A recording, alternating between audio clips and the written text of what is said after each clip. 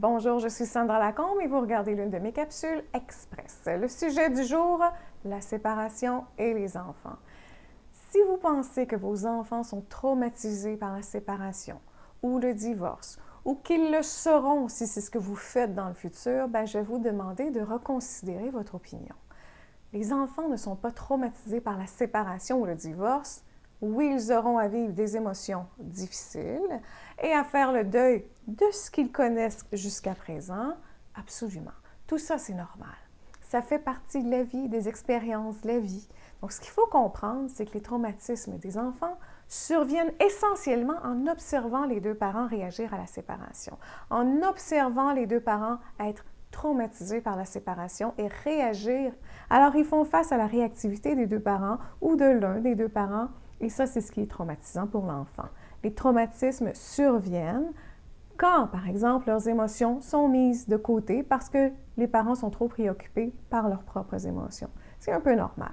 Mais quand aussi, par exemple, un autre exemple, quand les réactions des parents se traduisent par des cris, des combats, des coups, des bris, des menaces, des mauvais mots à l'endroit de l'autre, de la connivence avec l'enfant, des pleurs perpétuels sans explication, ou même l'incompréhension de la situation, parce que les parents pensent préserver, protéger les enfants en évitant d'expliquer ce qui est en train de se produire.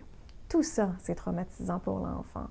Si, au contraire, on démontre à l'enfant que ce qui s'en vient, ce sera différent, qu'on devra passer par une phase d'émotions qui vont éventuellement s'estomper, que ce sera peut-être pas facile, puis que c'est normal que ce soit pas facile, puis on va l'accepter comme ça, qu'on fait tout ceci parce qu'on a envie de vivre plein de nouvelles expériences qui vont être enrichissantes pour toute la famille. Alors là, on crée un terreau fertile où va pousser la croissance personnelle chez l'enfant plutôt que l'effondrement intérieur.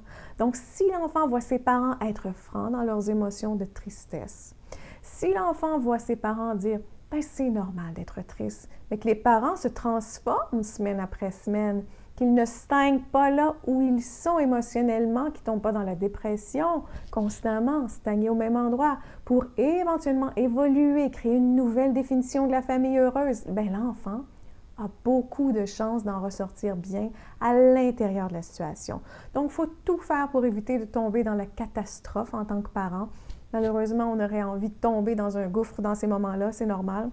Alors, il faut apprendre à devenir mature très rapidement si on veut le bien pour tous les membres de cette nouvelle famille. Et c'est pas facile, je vous l'accorde.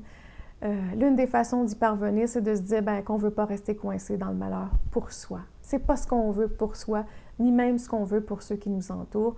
Et puis, dessiner, en fait, une nouvelle carte qui va nous aider, une carte mentale, évidemment, c'est ce que je veux dire, une nouvelle carte mentalement, qui va nous aider à nous extirper de ce labyrinthe émotionnel dans lequel on est en train de se perdre. Et on va le faire pour soi, parce que quand le parent va bien, l'enfant ira probablement bien aussi. Donc, vous allez me dire, oui, mais c'est rare que les deux parents soient en mesure d'agir de façon aussi mature. C'est pas faux, c'est vrai.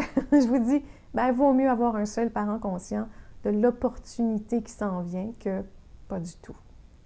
Alors, parlez-moi, avez-vous vécu des situations, une situation semblable, des situations, parfois on sépare plus d'une fois. Êtes-vous coincé dans une séparation difficile? Alors, si vous voulez partager, vous allez en aider plusieurs. Faites-le sur les réseaux sociaux ou sur mon site web sandralacombe.com. Une fois sur mon site, assurez-vous de vous abonner à mon infolettre pour faire partie du groupe de gens qui veulent enfin se guérir, continuer d'en apprendre plus sur votre développement personnel. On se revoit la semaine prochaine, mais d'ici là, je vous dis, prenez soin de vous, car tout le reste suivra.